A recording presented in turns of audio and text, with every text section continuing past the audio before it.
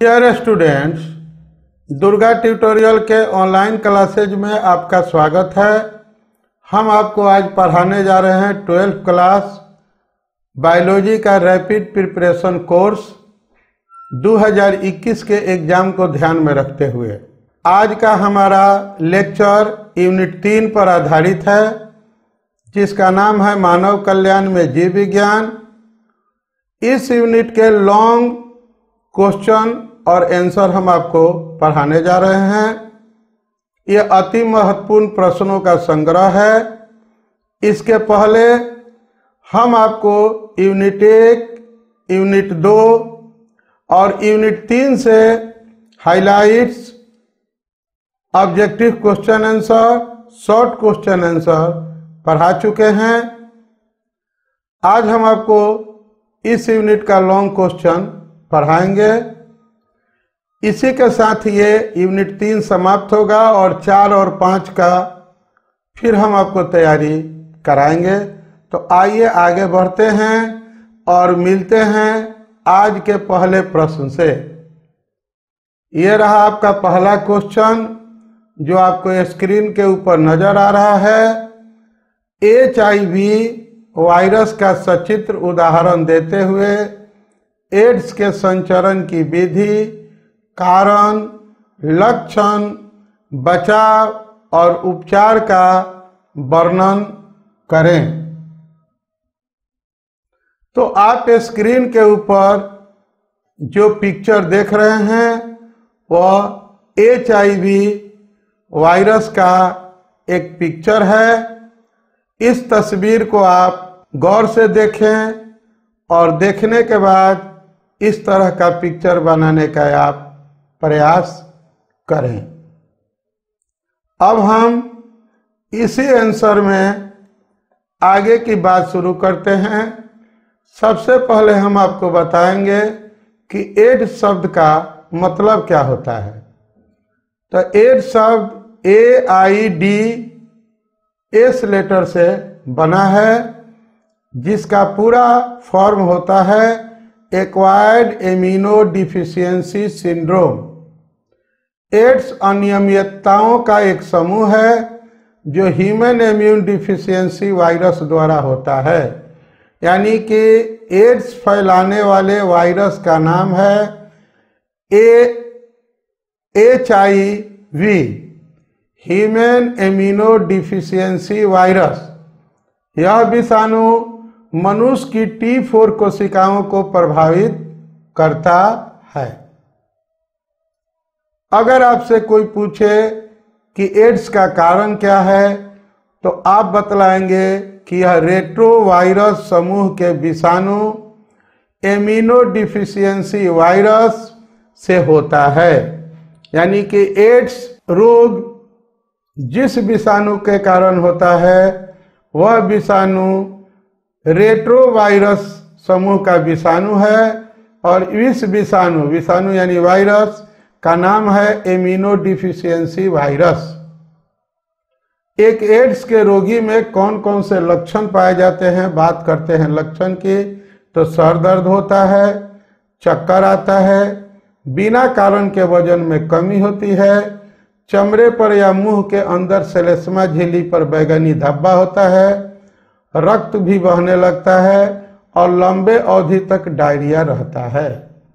इसके एक से ज्यादा भी लक्षण हो सकते हैं, लेकिन एक कोई लक्षण किसी व्यक्ति में आ जाए तो ये मत समझ लीजिए कि उसको एड्स हो गया है। अब आइए विचार करते हैं कि इस रोग का संचरण कैसे होता है। संचरण का मतलब कि यह रोग एक व्यक्ति से दूसरे व्यक्ति में कैसे फैलता है, या एक स्वस्थ व्यक्ति में कैसे यह पहुंचता है। तो संक्रमित लोगों के साथ शारीरिक संबंध बनाने से यह रोग होता है।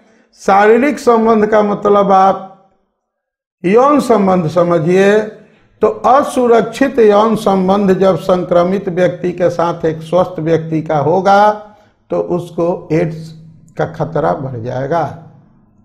कोई संक्रमित व्यक्ति कि रक्त को अगर एक स्वस्थ व्यक्ति ग्रहण कर ले तो उससे भी एड्स का खतरा बढ़ जाएगा।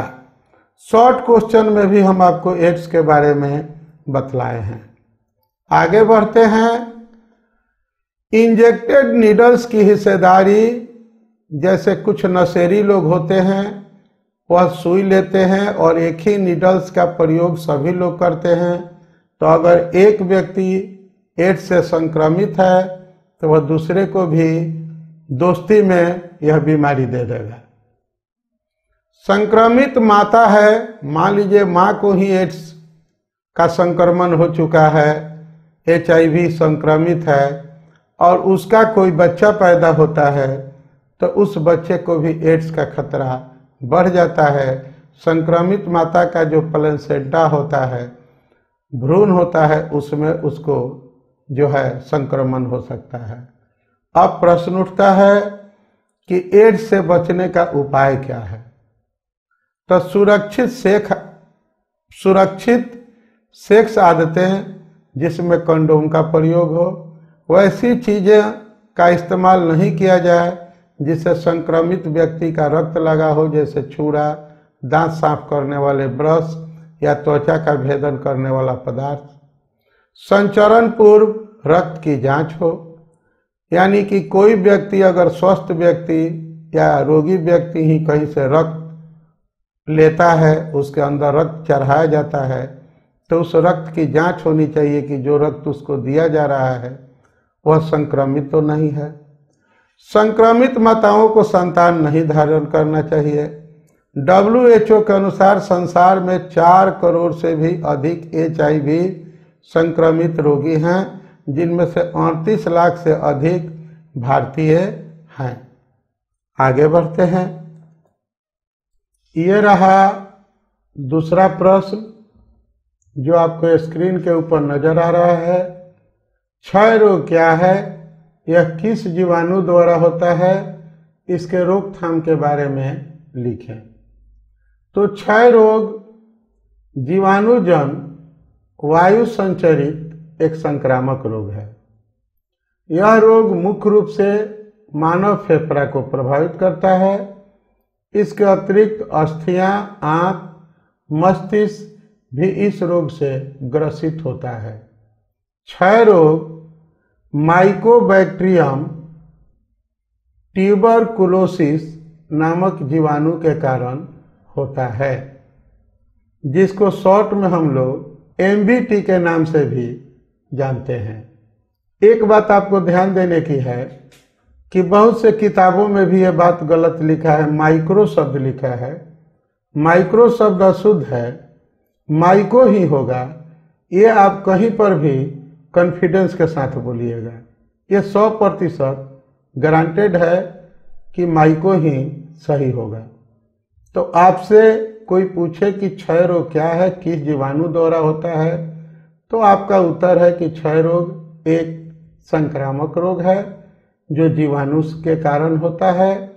यह रोग मुख्य रूप से मानव के फेफड़ा, अस्थि, आंत, मस्तिष्क को भी प्रभावित करता है। क्षय रोग माइकोबैक्टीरियम ट्यूबरकुलोसिस नामक जीवाणु के कारण होता है। अब क्षय रोग की रोकथाम आप किन उपायों द्वारा कर सकते हैं, मैं उस उपायों को बता रहा हूं।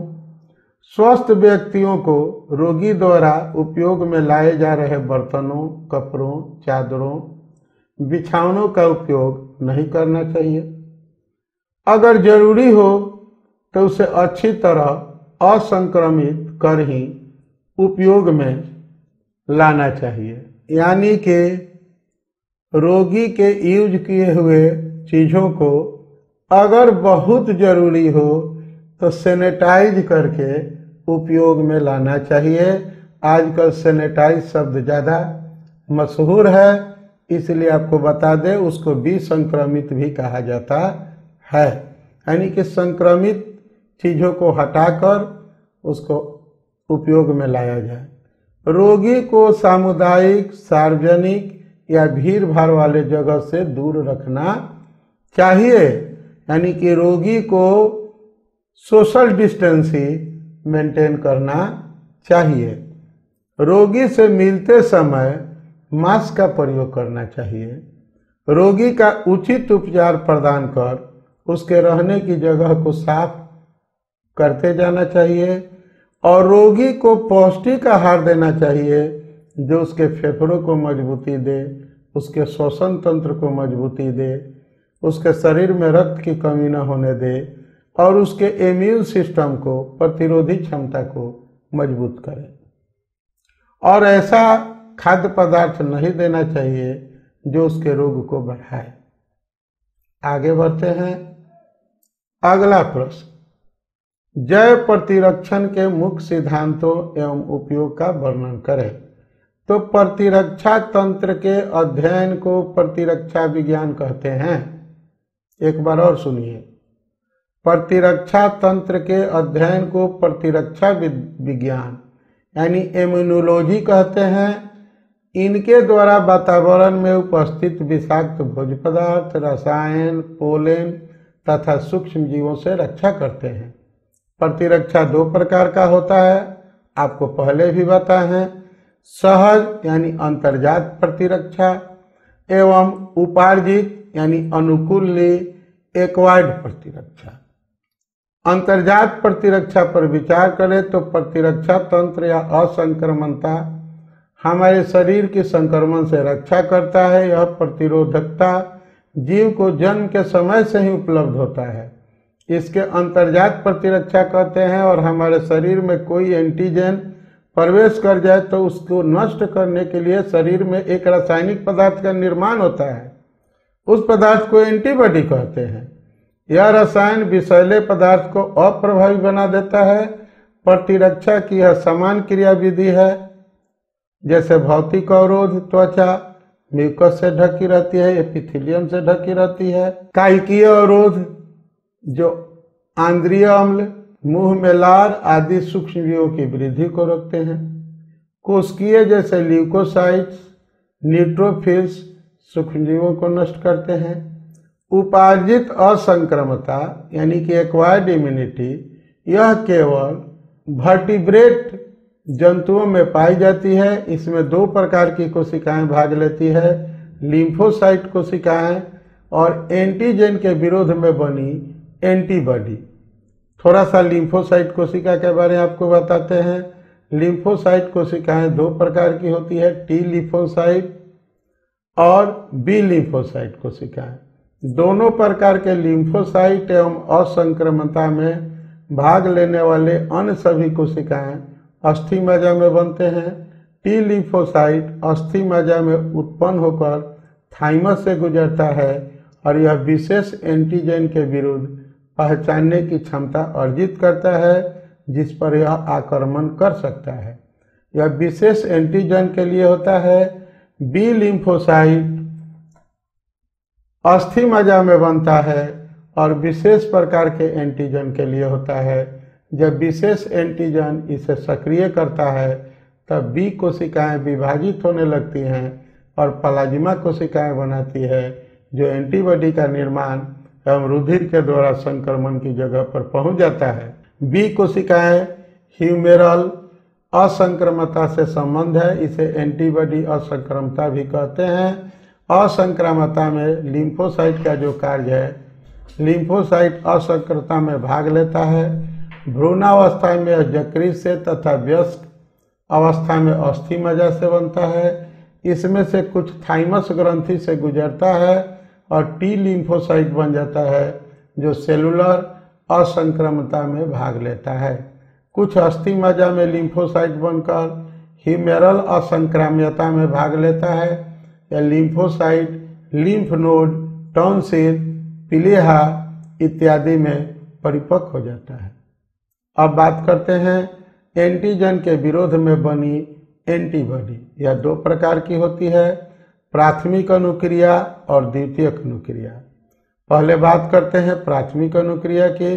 जब कोई एक विशेष एंटीजन शरीर में प्रथम बार प्रवेश करता है तब कुछ दिनों के पश्चात रुधिर में एंटीबॉडी बनता है एवं ये बहुसंख्यक होने के बाद कम हो जाते हैं। इसे प्राथमिक अनुक्रिया कहते हैं। इसके लिए छोटे लिम्फोसाइट का प्रयोजन होता है। यह एंटीबॉडी संश्लेषण कर सकता है। द्वितीयक अनुक्रिया, तो जब व्यक्ति दोबारा एंटीजन द्वारा संक्रमित होता है तब 2-3 दिनों में एंटीबॉडी का संश्लेषण ज्यादा होने लगता है। इसे द्वितीयक अनुक्रिया कहते हैं। यह अनुक्रिया जल्द और तीव्र गति से होती है। आगे बढ़ते हैं।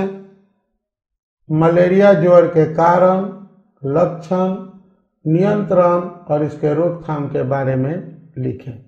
बात करते हैं मलेरिया के कारण की। तब मादा एनोफिलीज मच्छर द्वारा स्वस्थ मनुष्य को काटने पर स्पोरोजोआइट्स मनुष्य के रक्त में प्रविष्ट हो जाता है तथा यकृत एवं लाल रक्त कणों में विभाजित होकर पुनः किसी मादा एनोफिलीज मच्छर के आमाशय में प्रविष्ट होकर विभाजन द्वारा अपना जीवन चक्र पूरा करता है और इसी के कारण यह रोग फैलता है। इसका लक्षण है कंपन के साथ बुखार, सिर दर्द, पीलिया का आकार बढ़ जाना और आरबीसी के टूटने से आरबीसी की संख्या में कमी हो जाना। RBC means red blood corpuscles, यानी कि लाल रक्त कण। नियंत्रण आप कैसे कर सकते हैं? तो मलेरिया का नियंत्रण के लिए दवा है, जैसे कुनैन, प्लाज्मोकिन, ये सब दवा लें। कुनैन से बनी हुई दवा, प्लाज्मोकिन से बनी हुई दवा। रोकथाम के लिए मच्छरों का विनाश फिलिट या अन्य कीटनाशक का छिड़काव करके किया जाना चाहिए। कुछ मछलियां जैसे गैम्बूसिया, मांगूर, गरई मच्छर के लार्वा, प्यूपा तथा अंडा को खाते हैं, उनका उपयोग कर सकते हैं। संक्रमण से बचाव के लिए मच्छरदानी का भी प्रयोग करना चाहिए ताकि मच्छर न काटे। अगला प्रश्न है, प्रजनन प्रयोग से आप क्या समझते हैं? इसकी मदद से रोग प्रतिरोधक किस्म का विकास हम कैसे कर सकते हैं? तो पादप प्रजनन में पादप फसल जाति के पौधों को मैनिपुलेट कर उच्च उत्पादक किस्मों को प्राप्त किया जाता है।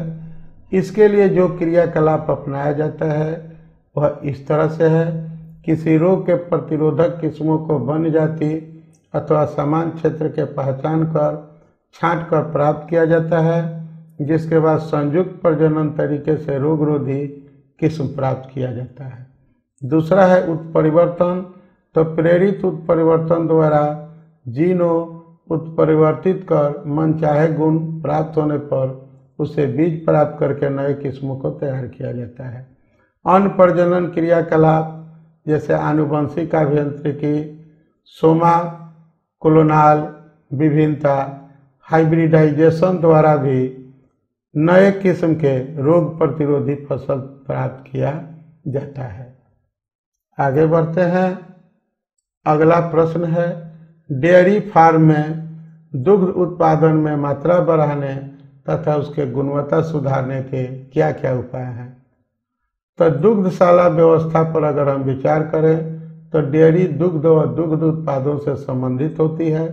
दुग्धशाला वाले जंतुओं में मुख्यतः गाय, भैंस आती हैं जो दूध प्राप्त करने के लिए पाली जाती हैं। दुग्धशाला ऐसा स्थान है जो दूध उत्पादन के लिए दुधारी जंतुओं को पालने व जनन कराने के लिए होता है।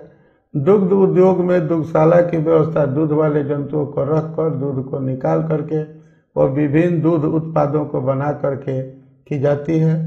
दूधशाला तकनीक में दूधशाला जंतुओं को पालने, व्यवस्थित करने और जनन कराने के लिए, दूध के संचय व बढ़ोतरी के लिए तथा विभिन्न दूध के उत्पादों को बनाने के लिए वैज्ञानिक यंत्र व विधियों का प्रयोग किया जाता है। दूध के उत्पादन का बढ़ना राष्ट्रीय दूध अनुसंधान संस्था द्वारा चलाए गए ऑपरेशन फ्लड व श्वेत क्रांति, राष्ट्रीय दुग्ध विकास बोर्ड और राष्ट्रीय दुग्ध संगठन के कारण हुआ। दूध उत्पादन बढ़ाने के लिए पशु जनन प्रक्रिया अपनाई जाती है।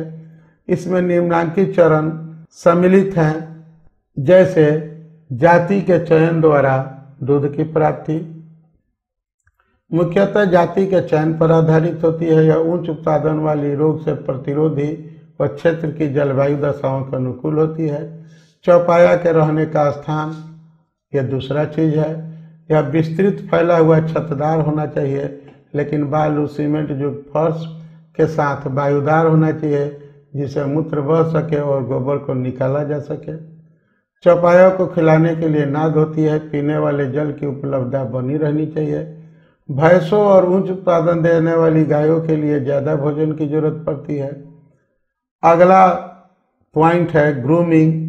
चौपाया को नियमित रूप से उसके दांत की सफाई, मालिश व साफ रखना चाहिए। नियमित रूप से ग्रूमिंग चौपाया को स्वस्थ रखती है और स्वस्थ आरोग्यकर पशुओं के रहने के स्थल में दृढ़ता से स्वास्थ्य विधियों की देखभाल की जरूरत होती है। पशुओं और उसकी देखरेख करने वाले स्वस्थ मुख्य रूप से दूध दुहने, दूध व दूध के उत्पादों के भंडारण और संवहन के दौरान महत्वपूर्ण होती है। यंत्रीकरण ने स्वच्छता को बनाए रखने में सुधार किया है।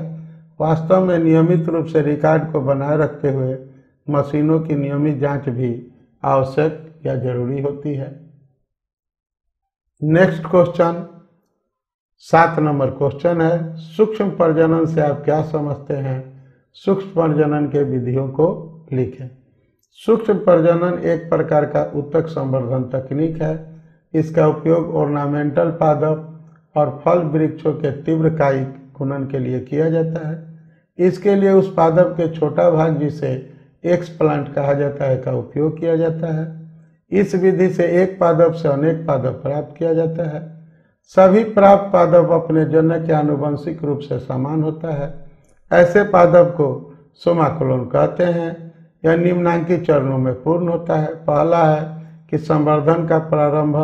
इसमें पादप के धड़ यानी प्ररोह भाग से प्राप्त एक्सप्लांट के एक शिखर भाग को अनुकूल पोषक माध्यम में रखा जाता है।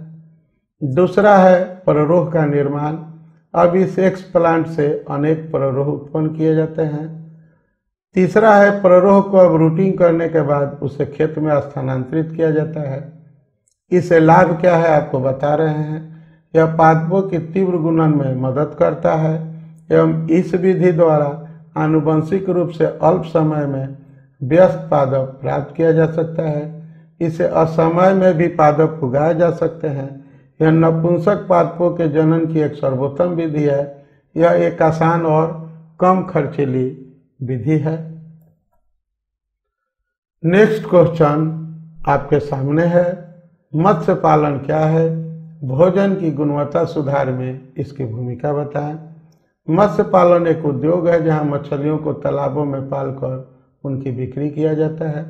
उनका प्रसंस्करण भी किया जाता है। आजकल मत्स्य पालन के लिए वैज्ञानिक विधि अपनाया जाता है। मत्स्य नदियों और झीलों तथा तटीय राज्यों में रहने वाले लोगों की जीविका का साधन है। जनसंख्या का बहुत बड़ा भाग मछली को आहार के रूप में प्रयोग करता है। मछली प्रोटीन का मुख्य स्रोत है। मछलियों के यकृत से प्राप्त तेल का औषधि के रूप में उपयोग होता है। इस प्रकार मछली का भोजन के गुणवत्ता सुधार में महत्वपूर्ण भूमिका है क्योंकि इसमें पौष्टिक तत्वों की अधिकता होती है। आइए अगले प्रश्न पर विचार करें। प्रश्न आपको स्क्रीन पर नजर आ रहा है। मानव कल्याण में पशुपालन की क्या भूमिका है? उदाहरण व्याख्या करें। तो पाले जाने वाले जंतुओं के रखरखाव, देखभाल, गर्भधारण और जनन का प्रबंधन पशुपालन कहलाता है। इसमें गाय, बैल, भैंस, सूअर, भेड़, बकरी आदि शामिल हैं।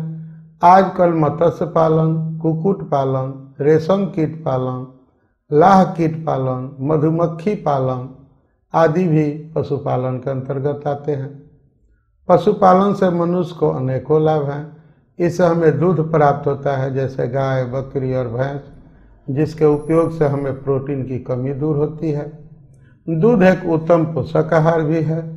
दूध कई रोगों में लाभकारी भी होता है, जैसे बकरी का दूध जो है आपको डेंगू में बहुत फायदा करता है। पशुपालन से गोबर प्राप्त होता है, जिसका उपयोग जैव गैस और कंपोस्ट खाद बनाने में किया जाता है। जैव गैस से ईंधन प्राप्त होता है और कंपोस्ट का उपयोग कृषि कार्य के लिए किया जाता है, जिसके कारण हमें रासायनिक खाद पर भी निर्भरता से छुटकारा तो मिलता ही है, साथ ही पैदावार काफ़ी बढ़ जाती है, अतः हमें आर्थिक लाभ भी मिलता है। सूअर, बकरी आदि का उपयोग मांस के लिए किया जाता है। इस प्रकार मुर्गा और मछली से भी मांस प्राप्त होता है। जिसे बेचकर हम धनवान हो सकते हैं। पशुओं की मृत्यु के बाद उनसे प्राप्त चमड़े का उपयोग जूता, चप्पल, बेल्ट इत्यादि बनाने में होता है। मधुमक्खी पालन से हमें मधु और मोम प्राप्त होता है, जिसके अनेक उपयोग हैं। लाह कीट एवं रेशम कीट से लाह और रेशम के धागे प्राप्त होते हैं। अतः हम कह सकते हैं कि पशुपालन से मानव का कल्याण ही कल्याण होता है। मनुष्य को फायदे ही फायदे हैं। पशु जिंदा भी है तो कुछ देता है और मरने के बाद भी कुछ देता है। आगे बढ़ते हैं और अगले प्रश्न से बात करते हैं। क्वेश्चन नंबर 10 है, जैव उर्वरक किस प्रकार से मृदा की उर्वरता को बढ़ाते हैं? तो मिट्टी में पोषक तत्वों की कमी को पूरा करने के लिए जैव उर्वरकों का उपयोग किया जाता है। जैव उर्वरक एक प्रकार के सूक्ष्म जीव है जो मृदा की पोषक गुणवत्ता को बढ़ाते हैं। इन जीवाणुओं में वायुमंडलीय स्वतंत्र नाइट्रोजन को स्थिर करने की क्षमता होती है, जिससे मृदा में नाइट्रोजन की कमी नहीं हो पाती है। धान के खेत में साइनोबैक्टीरिया महत्वपूर्ण जैव उर्वरक की भूमिका निभाते हैं। कवक की बात करें तो कवक पादपों के साथ सहजीवी संबंध माइकोराइजा स्थापित करते हैं। इस संयोजन में कवकीय सहजीवी मृदा में फास्फोरस का अवशोषण कर उसे पादपों को प्रदान करते हैं। ये भूमि की उर्वरता बढ़ाते हैं तथा रासायनिक उर्वरकों की मांग को कम करते हैं। अब आ गए हम एक नए प्रश्न की ओर। सूक्ष्म जीवों का प्रयोग रासायनिक उर्वरकों तथा पीड़कनाशियों के प्रयोग को कम करने के लिए भी किया जाता है। यह किस प्रकार संपन्न होगा, व्याख्या कीजिए। इसको ऐसे भी पूछा जा सकता है, सूक्ष्म जीवों का उपयोग पादप रोगों तथा पीड़कों के जैव नियंत्रण कारक के रूप में कैसे किया जाता है? तो हमारे फसल का 10% भाग पादप रोगाणुओं तथा पीड़कों के द्वारा हर साल नष्ट हो जाता है। सूक्ष्म जीवों द्वारा जैविक नियंत्रण का उदाहरण बटरफ्लाई कैटरपिलर्स के नियंत्रण में किया जाता है।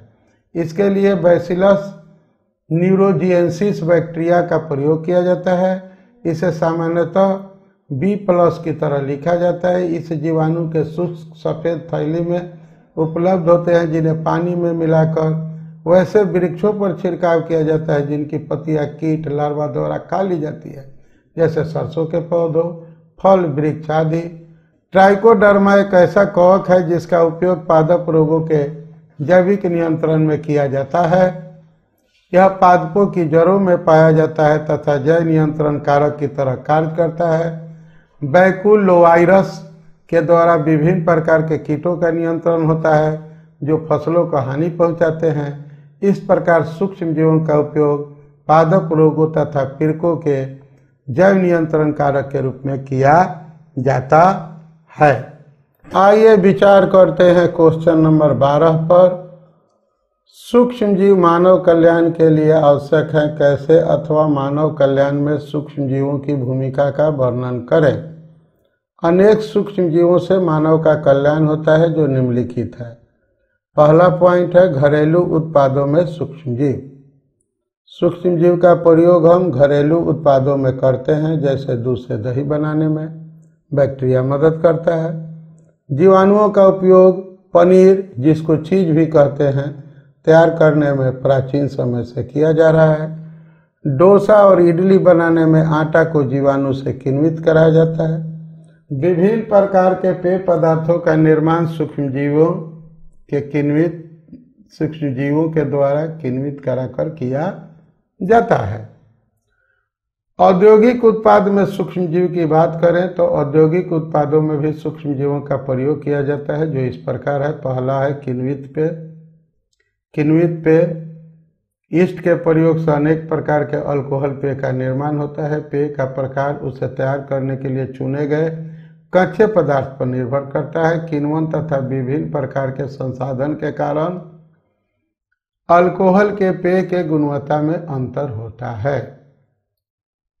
बात करते हैं एक और इम्पोर्टेंट चीज की, जिसका नाम है एंटीबायोटिक्स।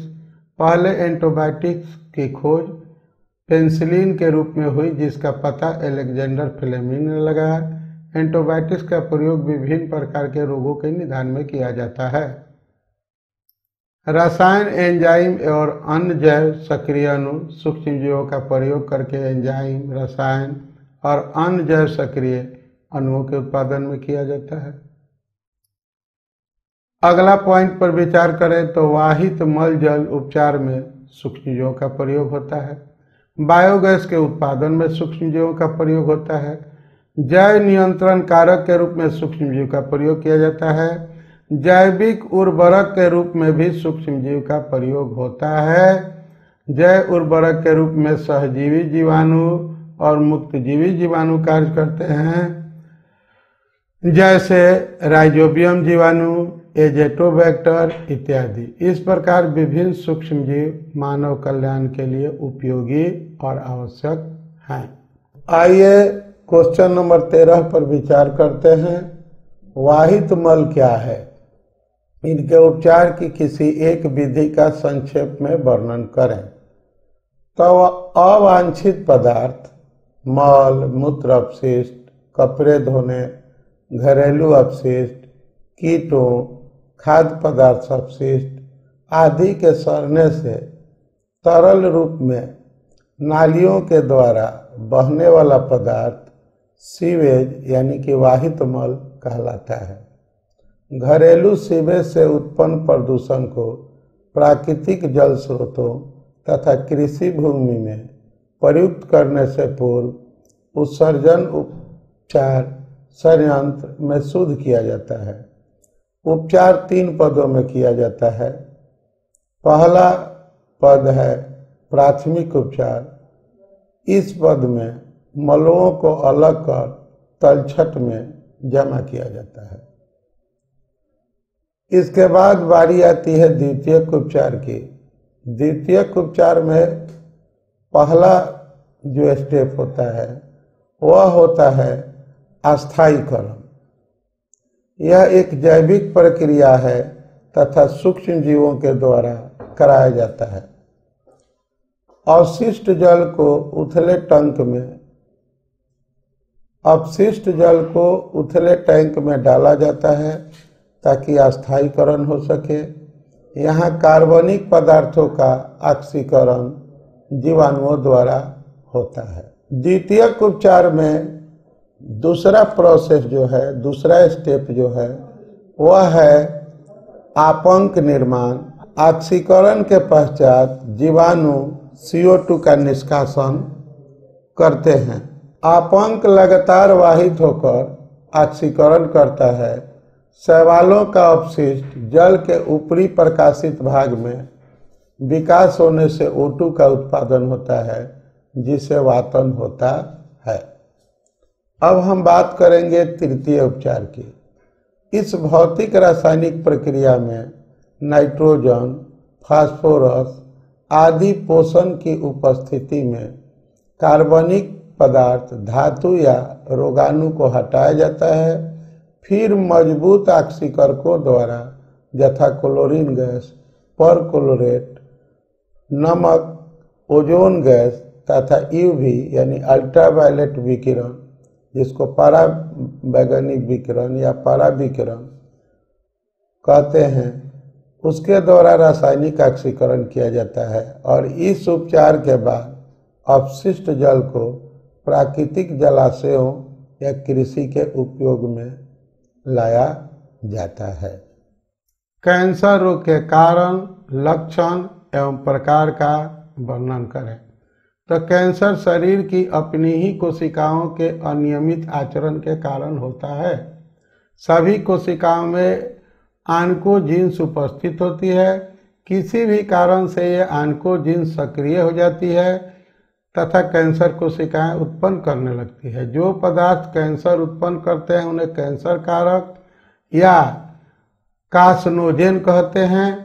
कोलतार, सिगरेट का धुआं, एस्बेस्टस की धूल, निकल या क्रोमियम के यौगिक आदि कुछ ज्ञात कार्सिनोजेन है। कभी कभी विषाणु संक्रमण भी ऑन्कोजीन्स को सक्रिय कर देता है। कैंसर को हम लोग 3 समूह में बांट सकते हैं। पहला समूह है कार्सिनोमा, जो कैंसर एक्टोडर्म उद्गम के ऊतकों में होता है, उसे कार्सिनोमा, जैसे स्तन का कैंसर, फेफड़ों का कैंसर इत्यादि।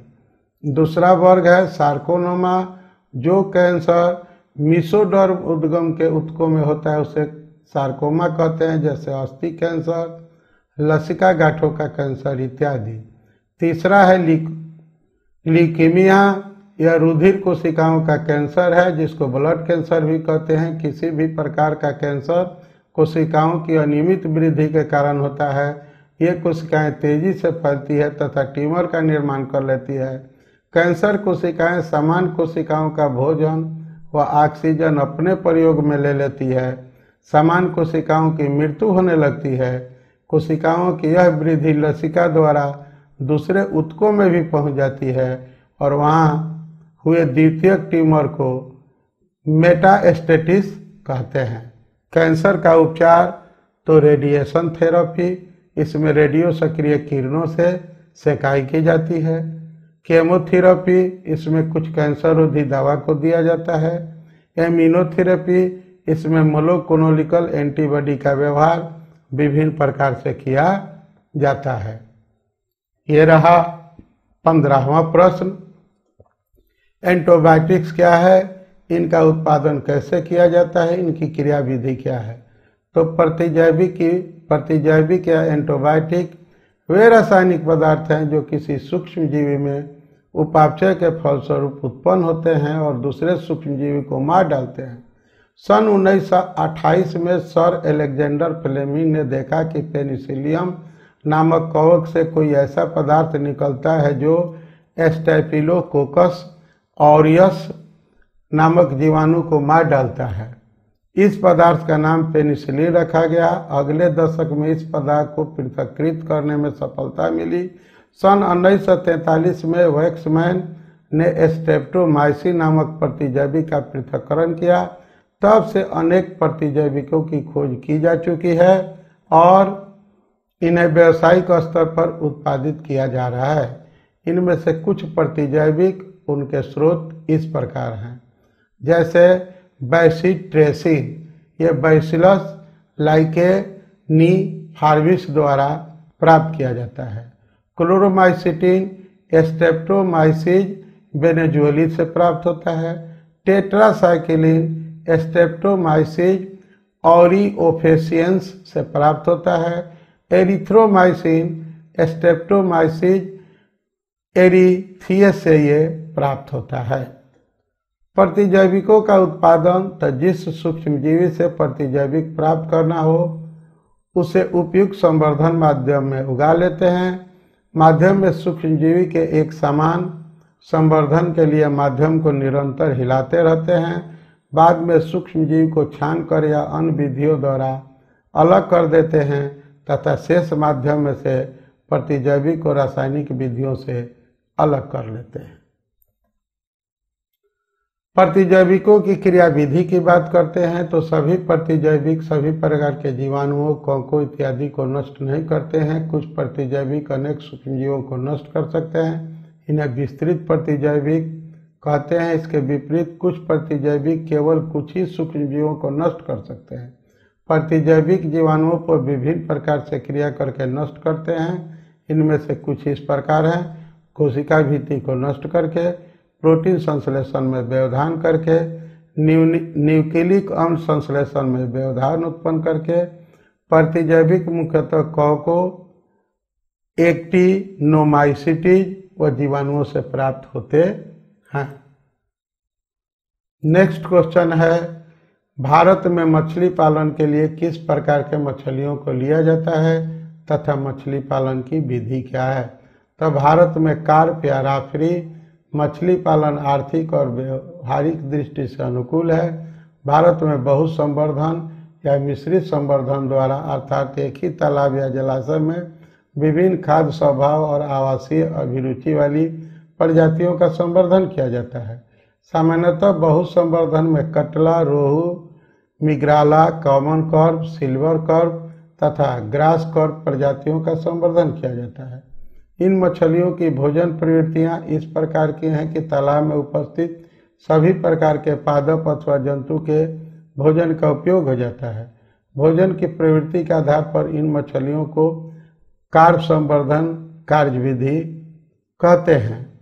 कार्प मछलियों का संवर्धन निम्न चरणों में किया जाता है। पहला है प्रजनन, दूसरा है हैचिंग, तीसरा है परिचर्या, चौथा है पालन पोषण, पांचवा है संग्रहण और छठा है मछली को पकड़ना। मनुष्य के मलेरिया परजीवी के जीवन चक्र का चित्र सहित व्याख्या करें। मलेरिया परजीवी प्लाज्मोडियम होता है, उसकी 4 प्रमुख प्रजातियां होती हैं। आपको स्क्रीन के ऊपर उनकी जाति, उनके प्रकार और उद्भवन काल को दिखाया गया है। प्लाज्मोडियम वाइवेक्स बेनिन टर्टेन प्रकार का होता है, इसका उद्भवन काल 10 दिन होता है। प्लाज्मोडियम फैलीसिपेरम मैगलिन टर्टेन नामक प्रकार से होता है, 10 दिन इसका उद्भवन काल होता है। प्लाज्मोडियम ओवेल मिल्ड टर्टेन प्रकार का होता है, इसका 14 दिन होता है उद्भवन काल। प्लाज्मोडियम मलेरी क्वार्टन टाइप का होता है, 27 से 37 दिन इसका उद्भवन काल होता है।